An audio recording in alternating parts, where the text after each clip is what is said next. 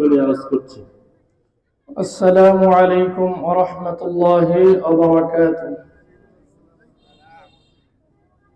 একটু রিভাইবটা দাও।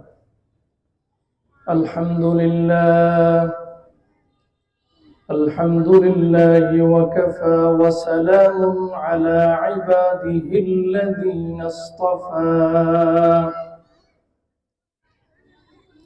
أما بعد فأعوذ بالله من الشيطان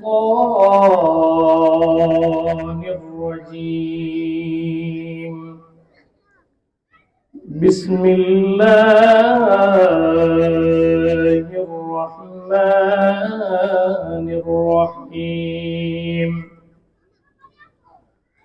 إن الذين آمنوا وعملوا الصالحات كانت لهم جنات الفردوس نزلا خالدين فيها لا يبغون عنها حولا. قل لو كان البحر مدادا لكلمات ربي لنفد البحر قبل أن تنفد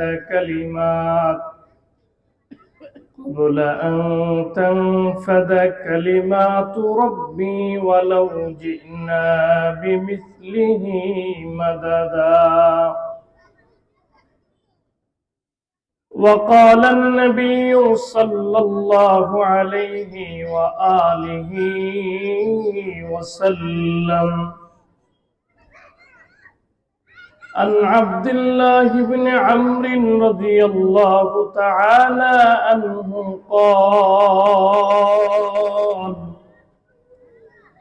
قال رسول الله صلى الله عليه وآله وسلم إن في الجنة غرفا يرى ظاهرها من باطنها وباطنها من ظاهرها أعدها الله لمن أطعم الطعام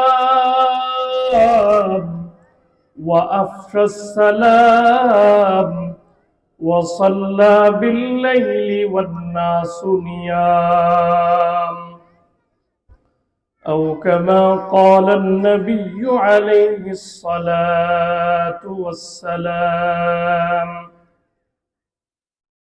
صدق الله مولانا العظيم وصدق رسوله النبي الكريم. سبحانك لا علم لنا إلا ما علمتنا إنك أنت العليم الحكيم.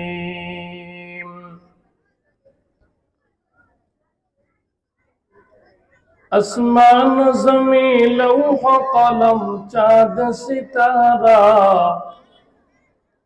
আসমান জমিন লৌহ কলম চাঁদ सितारा, दिन रात की तब्दील है सब किसका इशारा, दिन रात की तब्दील है सब किसका इशारा। अफलाक में सूरज को कहो किसने निकाला, अफलाक में सूरज को कहो किसने निकाला, आकाश में तारों को कहो किसने उजाला, आकाश में तारों को कहो किसने उजाला। अल्लाह ने अल्लाह ने अल्लाह ने अल्लाह। সবাই মোহাব্বতে কালেমা পড়ে লা ইলাহা লা ইলাহা ইল্লাল্লাহ। আর জোরে লা ইলাহা। ভাইজান বহু দূরে মদিনা, কেমনে যাব জানি না। দয়া করো দয়ার আল্লাহ, দয়া করো দয়ার আল্লাহ, মিটাও মনের বাসনা। লা ইলাহা, সবাই মহব্বতে লা ইলাহা, লা ইলাহা, লা ইলাহা ইল্লাল্লাহু মুহাম্মাদুর রাসূলুল্লাহ। সকলে বলি সাল্লাল্লাহু আলাইহি ওয়াসাল্লাম। আলহামদুলিল্লাহ, নূরে মদিনা তাহফিজুল কোরআন ইন্টারন্যাশনাল মাদ্রাসা কর্তৃক আয়োজিত আজকের এই মাহফিলের সম্মানিত সভাপতি, প্রধান অতিথি, বিশেষ অতিথিবৃন্দ এবং দূর দূরান্ত থেকে আগত আল্লাহ পাকের পেয়ারা বান্দারা এবং জাতির মাথার মুকুট হযরতে ওয়ারাসাতুল আম্বিয়া হযরতে উলামায়ে কেরাম, তালেবানে উলুমে নবুওয়াত ও শরীয়ত, আমার ছাত্র বন্ধুগণ, সর্বপ্রথম ওই মহান রব্বুল আলামিনের দরবারে লক্ষ কোটি শুকরিয়া যে আল্লাহ রব্বুল ইজ্জত জাল্লা জালালুহু আমাদেরকে দয়া করে, মায়া করে, মেহেরবানি করে একটা দুনিয়াতে জান্নাতি প্যান্ডেলের মধ্যে, জান্নাতি বাগানের মধ্যে এসে উলামায়ে কেরামদের মুখ জবান থেকে কিছু কথা শুনবার এবং তৎ অনুযায়ী আমল করার জন্য তৌফিক দান করেছেন। এজন্য অন্তরের অন্তঃস্থল থেকে সবাই আওয়াজ খুলে, জবান খুলে, উঁচু আওয়াজে সবাই মুহাব্বতে একবার শুকরিয়া জ্ঞাপন করি আলহামদুলিল্লাহ। লক্ষ কোটি দরুদ ও সালাম আকায়ে নাম তাজদার মদিনা মুহাম্মদ মুস্তাফা সাল্লাল্লাহু আলাইহি ওয়া আলিহি ওয়াসাল্লামের উপর, যাকে সৃষ্টি না করলে আল্লাহ রাব্বুল ইজ্জত সাত আসমান, সাত জমিন এবং পৃথিবীর মধ্যে আমরা দু চোখে যা দেখি আর না দেখি কোনো কিছুই সৃষ্টি করতেন না। তিনি আর কেউ নয়, তিনি হলেন আপনার আমার পেয়ারা পয়গম্বর, আপনার আমার পেয়ারা রাসূল জনাবে মুহাম্মদুর রাসূলুল্লাহ সাল্লাল্লাহু আলাইহি ওয়াসাল্লাম। ওনার প্রতি একবার সবাই দরুদ পাঠাই, সকলে বলি সাল্লাল্লাহু আলাইহি ওয়াসাল্লাম।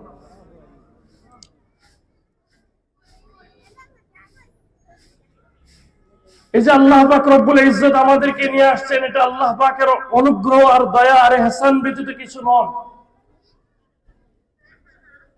কারণ প্যান্ডেলের বাহিরেও অনেক মানুষ ঘোরাফেরা করে, জান্নাতি বাগান পর্যন্ত আসার তাদের তৌফিক হয় নাই।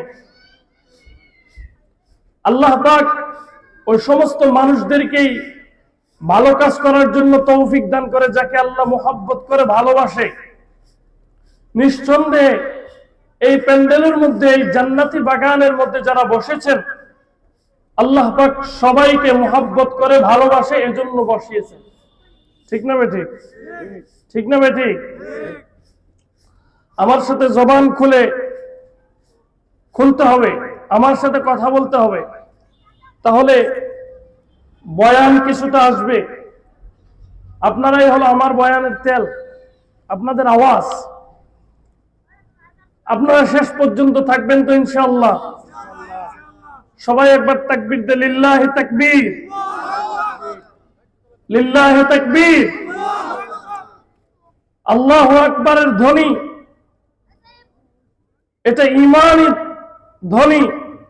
আল্লাহু আকবারের ধ্বনি, এটা ঈমানদারদের ঈমানী তেজের ধ্বনি। এটা যত বড় হবে, এই আওয়াজ যত বড় হবে, ঈমান তত তেজ হবে, ঈমান তত বাড়বে। ঠিক না বেঠিক? এজন্য আবার লিল্লাহি তাকবীর, এই আল্লাহু আকবারের ধ্বনি আমাদের নিস্তব্ধ হয়ে গেছে।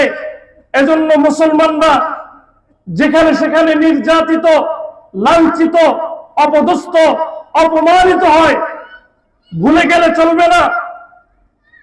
হযরত শাহজালাল ইয়ামানী রাহমাতুল্লাহি আলাইহি সিলেটের জমিনে এসে আল্লাহু আকবারের ধ্বনি দিয়েছিলেন। আল্লাহু আকবারের ধ্বনি দেওয়ার কারণে, আল্লাহু আকবারের ধ্বনির পাওয়ারে গৌর গোবিন্দের রাজপ্রাসাদ ভেঙে চূর্ণ বিচূর্ণ হয়ে গিয়েছিল। আজকেও যদি ওই আল্লাহু আকবারের ধ্বনি আমরা দিতে পারি, তাহলে আজকেও কাফের বেঈমান ইহুদি নাসারা যারা আছে তাদের দিলে কম্পন তৈরি হবে। কথা বলেন ঠিক না বেঠিক? এজন্য আল্লাহু আকবার এটা মুসলমানদের পাওয়া।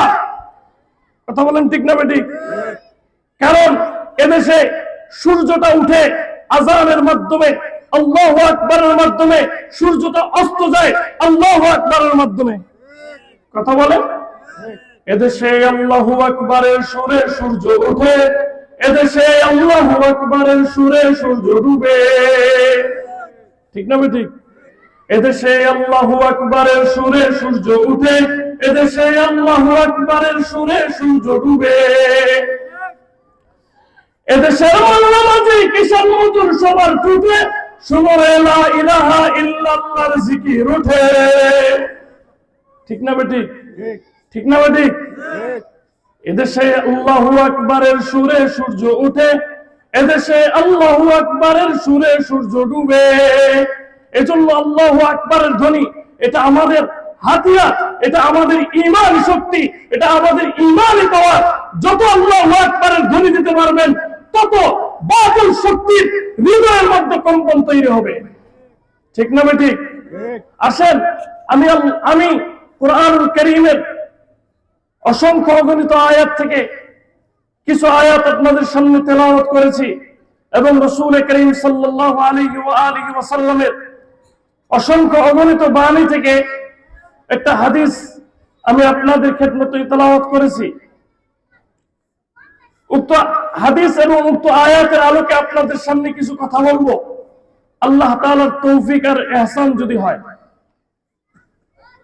আমি আপনাদের সামনে তেলাওয়াত করেছি সূরা কাহফের শেষের দিকে, ইন্নাল্লাযীনা আমানু ওয়া আমিলুস সলিহাতি কানাত লাহুম জান্নাতুল ফিরদাউসি নুজুলা।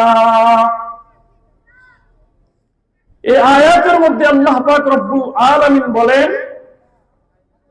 যারা ঈমান এনেছে এবং আমলে সালেহ করেছে, যারা ঈমান আনবে এবং আমলে সালেহ করবে, তাদেরকে আল্লাহ জান্নাতুল ফিরদাউসের মেহমান বানিয়ে দেবে।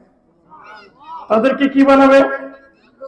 জান্নাতুল ফিরদাউসের মেহমান বানাবে। মক্কার মধ্যে কিছু কাফের মুশরিক বেঈমানেরা বলতে আরম্ভ করলো যে মুহাম্মদের হাত ধরে যারা ইসলামের বাউন্ডারির মধ্যে আসছে, ইসলামের মধ্যে প্রবেশ করেছে, তারা হলো ব্যাকুল, তাদের স্বাধীন জিন্দেগিকে পরাধীন করে দিয়েছে। আপনারা বলেন, যদি কেউ ইসলামের বাউন্ডারির মধ্যে আসে, কেউ যদি মুসলমান হয়, তার জন্য কিছু বাধ্যবাধকতা আছে কিনা? আছে কিনা? মন চাই জিন্দেগি চলবে না। যারা ইসলামের বাউন্ডারির মধ্যে আসবে, ইসলামের বাউন্ডারির মধ্যে এতদিন ছিল না, তার জন্য মদ খাওয়া হারাম কেউ করেনি। যখন ইসলামের বাউন্ডারির মধ্যে আসছে, ইসলাম বলে তোমার জন্য মদ খাওয়া হারাম। ইসলামের বাউন্ডারির মধ্যে এতদিন ছিল না, তার জন্য জিনা ব্যভিচার এগুলো হারাম ছিল না। যখন ইসলামের বাউন্ডারির মধ্যে আসছে, তার জন্য জিনা ব্যভিচার সবগুলো হারাম। যখন ইসলামের বাউন্ডারির মধ্যে সে ছিল না, তখন তাকে নামাজ পড়ার জন্য কেউ বাধ্য করে নাই। যখন সে ইসলামের বাউন্ডারির মধ্যে আসছে, এখন ইসলাম বলে ইসলামের বাউন্ডারির মধ্যে যেহেতু আসছো, তোমাকে নামাজ আদায় করতে হবে, সালাত আদায় করতে হবে। তাহলে বলেন, ইসলামের বাউন্ডারির মধ্যে যারা প্রবেশ করবে, তারা কি স্বাধীন নাকি পরাধীন? বলেন, কার দিন? আল্লাহর দিন। বলেন, কার দিন? আওয়াজ করে বলেন কার দিন? মন চাই জিন্দেগি গঠন করতে পারবে না, তাকে আল্লাহ চায় জিন্দেগি গঠন করা লাগবে। তো কিছু কাফের মুশরিক বেঈমানরা বলে যে মুহাম্মদের হাত ধরে যারা ইসলামের মধ্যে পদার্পণ করলো, ইসলামের মধ্যে আসলো, ইসলামের ছায়াতলে আশ্রয় গ্রহণ করলো, তারা হলো ব্যাকুল। বলে কেন? তারা মন চায় জিন্দেগিকে বিসর্জন দিয়ে, তারা অধীনস্থ জিন্দেগি, মন চায় জিন্দেগিকে বিসর্জন দিয়ে তারা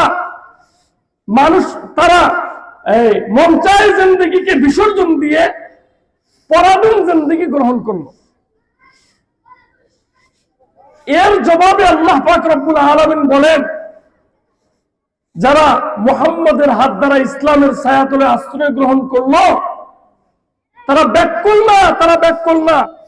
যারা ইসলামের ছায়াতলে আশ্রয় গ্রহণ করলো তাদেরকে আমি জান্নাতুল ফেরদাউসের মেহমান বানিয়ে দেব। একটু জোরে বলা যাবে না সুবহানাল্লাহ? তাহলে পরাধীন জিন্দেগি গঠন করলে আল্লাহ কিসের মেহমান বানাবে? জান্নাতুল ফেরদাউসের মেহমান বানাবে। আর যদি মন চায় জিন্দেগি গঠন করেন, মন চাইলে নামাজ পড়লাম না, মন চাইলে রোজা রাখলাম না, যাকাত দিলাম না, সামর্থ্য থাকলে হজ করলাম না, কোনো কিছু করলাম না, তাহলে কি সে জান্নাতের মেহমান হবে নাকি জাহান্নামের মেহমান হবে? কিসের মেহমান হবে? জাহান্নামের মেহমান হবে। ওই কাফির মুশরিক বেঈমানদেরকে আল্লাহ জবাবে বলল যে তারা ব্যাকুল নয়, তোমরা ব্যাকুল। কারণ তোমরা স্বাধীন জিন্দেগি গঠন করার পরে তোমরা আলো পাইবা, জাহান্নাম পাইবা। আর তারা পরাধীন জিন্দেগি গঠন করার পর যখন পরকালে যাবে, সে অনাদি অনন্তকালের জন্য একটা আরাম আয়েশের ঠিকানা বানিয়ে নিয়েছে। ঠিক না ঠিক? এজন্য আমাদেরকে পরাধীন জিন্দেগি গঠন করতে হবে। সেটা হলো আল্লাহর দিন। আল্লাহ যেভাবে আমাদেরকে চলতে বলছে, 30 পারা কোরআনুল কারীমের মধ্যে আল্লাহ পাক রব্বুল আলামিন আমাদেরকে আমাদের জীবনের চলা, আমাদের সমাজ চালাইতে, দেশ চালাইতে, সমাজ চালাইতে, পরিবার চালাইতে, নিজে চলতে সবগুলোর সমাধান কোরআনে আছে না নাই? আল্লাহ কোরআনে দিয়ে দিয়েছেন। বলে তুমি কিভাবে চলবা এটাও কোরআনে আছে, তুমি কিভাবে খাইবা এটাও কোরআনে আছে। এটার নাম হলো বাধ্যবাধকতা। আল্লাহ যেভাবে চালায় সেভাবে চলতে হবে। তাহলে পরকালের জিন্দেগি যেটা অনাদি অনন্তকাল, দুনিয়ার জিন্দেগি একদিন শেষ হবে কিনা? বলেন, দুনিয়ার জিন্দেগি শেষ হবে কিনা? হবে। কিন্তু এরপরে যে একটা জিন্দেগি আছে, এটা কোনোদিন শেষ হবে? এটা যার সুখময়, ওই জিন্দেগিটা যার হবে, সে কপাল খুলে যাবে। আর যদি কপাল খারাপ হয়, তাহলে দুনিয়াতে মন চায় জিন্দেগি গঠন করিয়া পরকালে কপালটা পুড়ে যাবে। এই পোড়া কপাল নিয়ে আল্লাহর সামনে দাঁড়াইতে হবে। আল্লাহর সামনে দাঁড়াইলে তাকে আল্লাহ পাক রব্বুল আলামিন বিনা হিসেবে জাহান্নামের মধ্যে নিক্ষেপ করবে। আরো জোরে বলেন নাউজুবিল্লাহ। আবার কিছু কিছু বলে যে এই আমরা যদি ইসলাম মানি তাহলে আমাদের ক্ষমতা জায়গা। কথা বলেন। কিছু কিছু বলে আমরা যদি ইসলামের বাউন্ডারির মধ্যে আসি তাহলে আমাদের ক্ষমতা জায়গা, পদ জায়গা। আমরা আমাদের পদকে ছেড়ে দিতে হয়, এরপর ক্ষমতাকে ছেড়ে দিতে হয়। ইতিহাস সাক্ষী, জিরো থেকে আল্লাহ হিরো বানিয়েছেন ইসলামের ছায়াতলে আশ্রয় গ্রহণ করার জন্য। নবীজির ইন্তেকাল মুবারক হয়ে গেলেন। ইসলামের প্রথম খলিফা হলেন সিদ্দিক আকবর আবু বকর। হযরতে আবু বকরের ইন্তেকাল হয়ে গেলেন। এবার মুসলমানদের দ্বিতীয় খলিফা হলেন হযরতে ওমর। হযরতে ওমর রাদিয়াল্লাহু তাআলা আনহু খেলাফতের মসনদের মধ্যে বসার পর ওই যে নবীর সাথে হিজরত করিয়া মদিনায় আসছিলেন, বহুদিন হয়ে গেল মদিনা আসছেন আর যান নাই, নবীর সাথে হিজরত করে মদিনা আসছেন আর যান নাই। এবার খেলাফতের মসনদের মধ্যে বসলেন। খেলাফতের মসনদের মধ্যে বসার পর এবার একটু বাবার বাড়ি মক্কায় বেড়াইতে যাবেন। উনি একজন খলিফা, অর্ধজাহানের খলিফা হযরতে ওমর রাদিয়াল্লাহু তাআলা আনহু খলিফা, যাবেন মক্কায় বাবার বাড়ি বেড়াইতে। উনি একজন খলিফা হিসেবে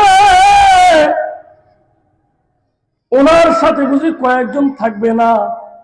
সাধারণ আমাদের মেম্বরের সাথে পিছনে পিছনে কয়েকজন হাঁটে কি হাঁটে না? একটু আওয়াজ করে বলেন, হাঁটে কি হাঁটে না?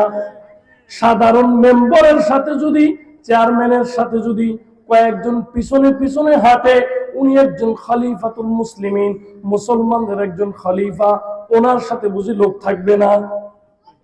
থাকবে কি থাকবে না? ওনার সাথেও কিছু লোক গেছেন। এবার গেল, যাইতে যাইতে যাইতে যাইতে এক ময়দানের দিকে তাকাইয়া ওমর ফারুক রাদিয়াল্লাহু তাআলা আনহু চোখের পানি ফেলে চোখের পানি ছেড়ে দিয়েছেন। হযরতে ওমর রাদিয়াল্লাহু তাআলা আনহু ওই ময়দানের দিকে তাকায় আর চোখ দিয়ে বেয়ে বেয়ে পানি পড়ে। সাথীরা জিজ্ঞেস করলেন, ইয়া আমিরুল মুমিনিন, হে আমিরুল মুমিনিন, হে আমাদের আমির, আপনি কাঁদেন কেন? আপনার চোখ দিয়ে কেন পানি বাইর হয়? আপনার তো খুশি হওয়ার কথা, আপনি আমার নেতা, আপনি আমাদের নেতা আমিরুল মুমিনিন, আপনি আসছেন বহুদিন পরে আপনার বাবার বাড়ি বেড়াইতে, আপনি কেন কান্না করেন? আপনার চোখ দিয়ে কেন পানি আসে? ওমর ফারুক রাদিয়াল্লাহু তাআলা আনহু ডাক দিয়ে বলেন, ও সাথীরা রে, এই যে তাকায় দেখো, এই যে ময়দান তাকায় দেখো, এই ময়দানের মধ্যে আমি ওমর ছাগলের রাখালি করতাম। কিসের রাখালি করতাম? ছাগলের রাখালি করতাম। মাঝে মধ্যে বাড়িতে আব্বা জান আমাকে 50টা ছাগল পাঠাইতো। আবার বাড়ি যখন ফিরতাম তখন আব্বার হাতে মায়ের খাইতাম। আব্বাই বলতো, তোমাকে না 50টা ছাগল নিয়ে পাঠাইলাম, তুমি 48টা ছাগল কেন আনছো?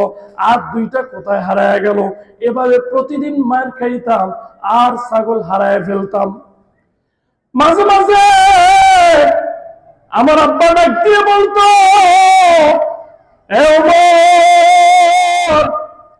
তোমার মাথায় কেন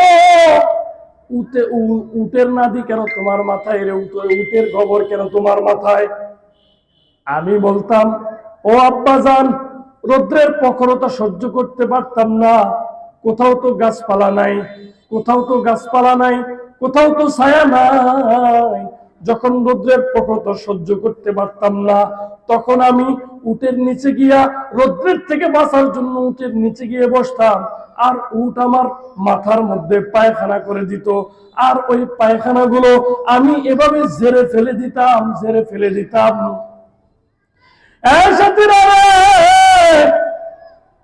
আমি কেন কান্না করি? আমি কান্না করি এজন্য, বলে আমি একজন নগণ্য ছাগলের রাখালি করতাম, ছাগলের রাখাল ছিলাম, আমি একজন ছাগলের রাখাল ছিলাম। আল্লাহ পাক রব্বুল আলামিন এই যে ঈমানের ছায়াতলে আশ্রয় গ্রহণ করার জন্য, মুহাম্মদের হাতে কালেমা পড়ে মুসলমান হওয়ার জন্য আল্লাহ পাক রব্বুল আলামিন এখন আমাকে ছাগলের রাখাল নয়, পুরা দুনিয়ার মানুষের রাখাল বানায়া দিয়েছে।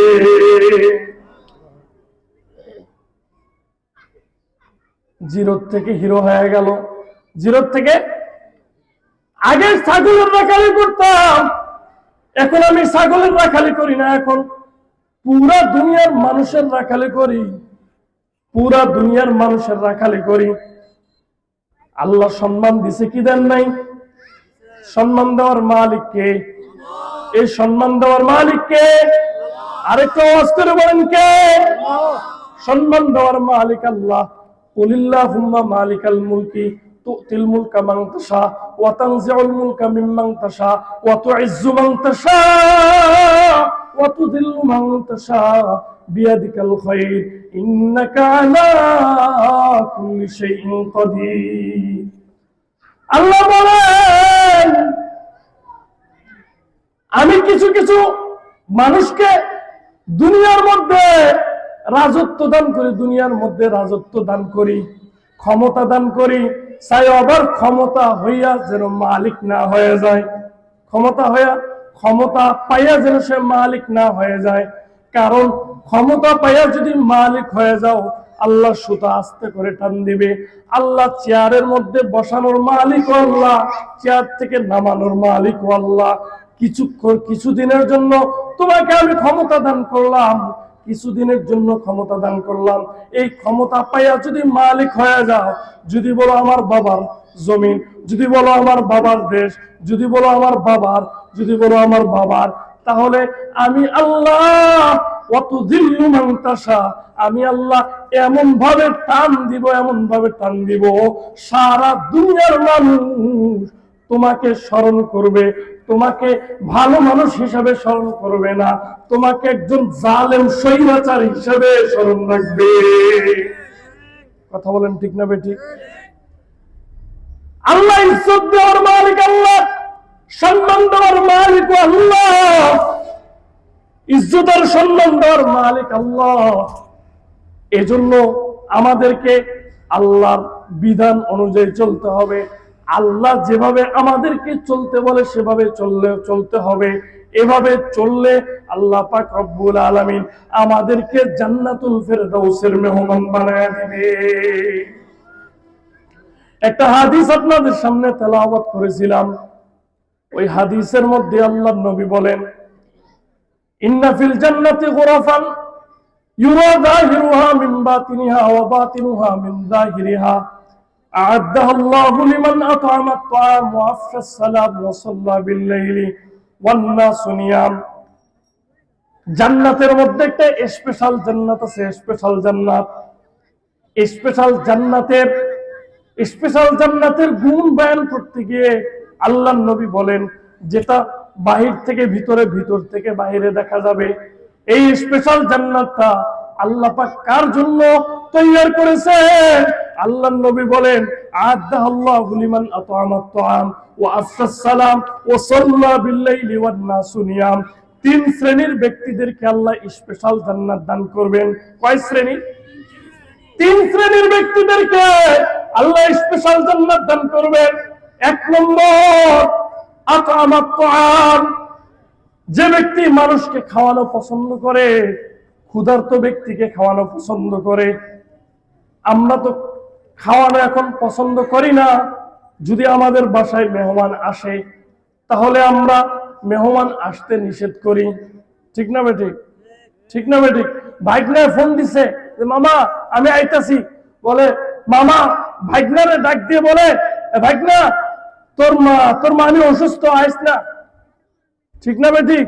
আমরা খাওয়ানো পছন্দ করি না, অথচ আল্লাহর রাসূল সাল্লাল্লাহু আলাইহি ওয়াসাল্লাম খাওয়ানো বেশি পছন্দ করতেন।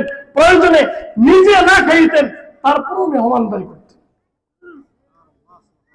একদিন একজন ক্ষুধার্ত ব্যক্তি, আল্লাহর নবী মসজিদে নববীর মধ্যে বসা, একজন ক্ষুধার্ত ব্যক্তি এসে বলে, ইয়া রাসূলুল্লাহ, ইয়া হাবিবাল্লাহ। 5 মিনিট। আচ্ছা, একজন ক্ষুধার্ত ব্যক্তি আল্লাহর নবীর কাছে এসে বলে, ইয়া রাসূলুল্লাহ, ইয়া হাবিবাল্লাহ, আমি একজন ক্ষুধার্ত ব্যক্তি, ক্ষুধার যন্ত্রণায় আমি কাতরাচ্ছি, আমার পেটের মধ্যে এক ফোঁটা দানাও নাই। আজকে কয়েকদিন যাবত ধরে আমার পেটের মধ্যে এক ফোঁটা দানাও ঢুকে নাই। আপনি কি পারেন, ইয়া রাসূলুল্লাহ, ইয়া হাবিবাল্লাহ, আপনি কি পারেন আমার ক্ষুধা নিবারণ করে দেওয়ার জন্য? নবী সঙ্গে সঙ্গে বিবির কাছে খবর পাঠাইলেন, ও বিবি আমার, একজন ক্ষুধার্ত ব্যক্তি আসছে, ক্ষুধার যন্ত্রণায় কাতরাচ্ছে, কয়েকদিন যাবত ধরে না খেয়ে, কয়েকদিন যাবত ধরে তার পেটের মধ্যে একটা দানাও ঢুকে নাই। এ বিবি আমার, ঘরের মধ্যে যদি কোনো থাকে, কোনো কিছু খাবার থাকে, তুমি পাঠায় দাও। বিবি ডাক দিয়ে বললেন, ঘরের মধ্যে পানি ছাড়ার কিচ্ছু নাই, খাওয়ার মতো কিচ্ছু নাই। সঙ্গে সঙ্গে নবী আরেক বিবির কাছে খবর পাঠাইলেন, ও বিবি আমার, একজন ক্ষুধার্ত ব্যক্তি আসছেন, ক্ষুধার যন্ত্রণায় কাতরাচ্ছে, ক্ষুধার যন্ত্রণায় কাতরাচ্ছে, আজকে কয়েকদিন যাবত ধরে তার পেটের মধ্যে এক ফোঁটা দানাও ঢুকে নাই। তোমার কাছে যদি কোনো খাবার থেকে থাকে তুমি পাঠায়া দাও ওই ক্ষুধার্ত ব্যক্তির ক্ষুধার নিবারণ করে দেওয়ার জন্য। বিবি ডাক দিয়ে বলে, ও নবী আমার, আমাদের ঘরের মধ্যে এক ফোঁটাও খাবার নাই, পানি ছাড়া কিচ্ছু নাই। নবী আরেকজন বিবির কাছে খবর পাঠাইলেন, ও বিবি আমার, তোমার কাছে যদি কোনো খাবার থাকে, একজন ক্ষুধার্ত ব্যক্তি আসছেন, ক্ষুধার যন্ত্রণায় কাতরাচ্ছে, ক্ষুধার যন্ত্রণায় কাতরাচ্ছে, এক ফোঁটা তার পেটের মধ্যে দানা ঢুকে নাই। তোমার কাছে যদি কোনো খাবার থেকে থাকে তুমি পাঠাও দাও। এভাবে সব বিবির কাছে খবর পাঠাইলো। সব বিবি বলল, পানি ছাড়া আর কিচ্ছু নাই, পানি ছাড়া আর কিচ্ছু নাই। এরকম করে যখন বলল নবী সাল্লাল্লাহু আলাইহি ওয়াসাল্লাম সামনে সাহাবায়ে কিরামদেরকে ডাক দিয়ে বললেন, ও সাহাবায়ে কিরাম,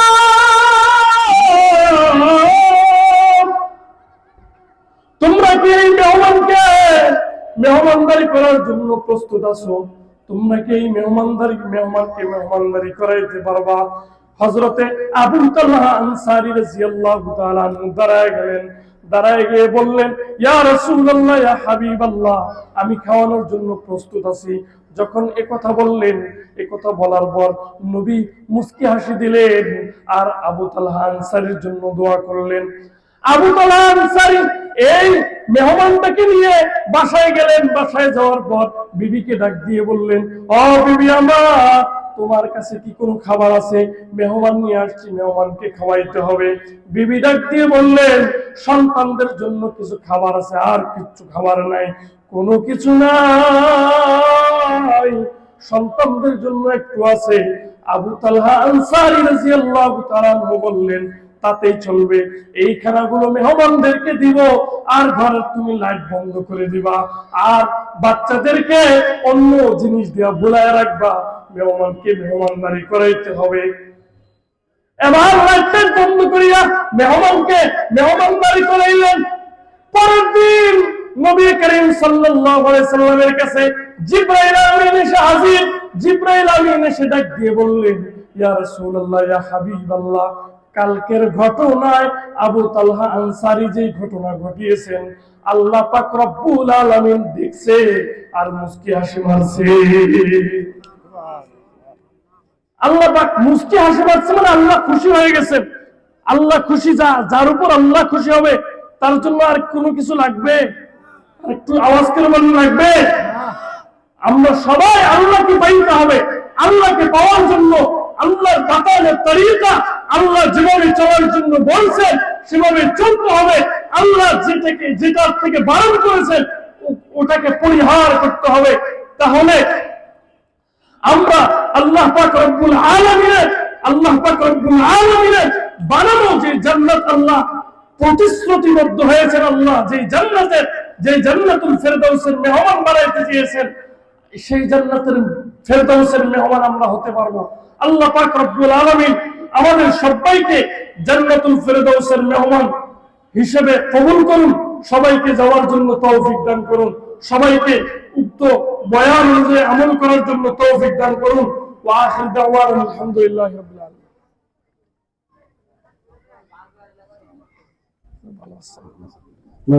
অত্যন্ত ধন্যবাদ হযরত, অত্যন্ত গুরুত্বপূর্ণ আলোচনা যে ঘটনা বলেছেন আমাদের হৃদয়কে নিংড়ানো একটি ঘটনা। আল্লাহ তাআলা হযরতের বরকতে বারাকা দান করুন। কুরআন ও হাদিসের সহিহ বাণীগুলো মানুষের দ্বারে দ্বারে পৌঁছে দেওয়ার তৌফিক দান করুন। সকলে বলি আমিন। হযরতকে অত্যন্ত ধন্যবাদ মাহফিলের ইন্তেজামী কমিটির পক্ষ থেকে। আলহামদুলিল্লাহ, আমি আপনাদের কাছে আগে বলেছিলাম ধারাবাহিকভাবে একের পর এক আলোচনা হবে ইনশাআল্লাহ। আমাদের সকল আলোচক বিন্দু উপস্থিত হয়েছেন ইতিমধ্যে। আপনাদের সম্মুখে আরেকজন আলোচক উপস্থিত হয়েছেন, সকলের পরিচিত মুখ, আমরা এলাকার সকলেই চিনি, আমরা জানিও। আলহামদুলিল্লাহ, এই পর্যায়ে আপনাদের সম্মুখে কোরআন ও হাদিসের আলোকে অত্যন্ত গুরুত্বপূর্ণ আলোচনা পেশ করবেন হাফেজ মাওলানা মুফতি সাজিদুর রহমান হাবিবি। এ পর্যায়ে আপনাদের সম্মুখে কোরআন ও হাদিসের আলোকে গুরুত্বপূর্ণ আলোচনা পেশ করবেন হাফেজ মাওলানা মুফতি